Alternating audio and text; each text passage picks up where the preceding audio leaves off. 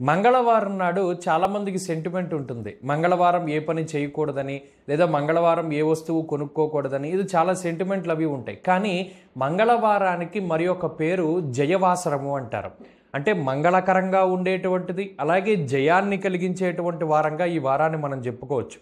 అయితే ఒకటి మాత్రం నిజం, మంగళవారం మారు కోరుతుంది. అంటే మంగళవారం నాడు ఏ పని చేసినా మరలా మనం ఆ పని చేస్తూనే ఉంటాం.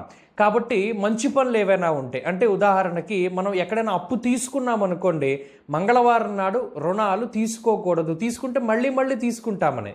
అప్పు తీర్చామనుకోండి, మరలా అప్పు తీరుస్తాము, అంటే మనకి అప్పు అన్నది కూడా తగ్గిపోతుంది. కొత్త వాహనాలను కానీ లేదా కొత్త వస్తువులను కానీ కొనుక్కున్నాం అనుకోండి, మరలా కొనుక్కుంటూ ఉంటారు. ఏదైనా కొంత ధనాన్ని లాకర్లో దాచుకున్నాం అనుకోండి, మరలా దాస్తూ ఉంటారని సంకేతం. కాబట్టి మంగళవారం అన్నది అన్నిటికీ మంచిది కాదు, కానీ కొన్ని వాటికి మాత్రం చాలా విశేషంగా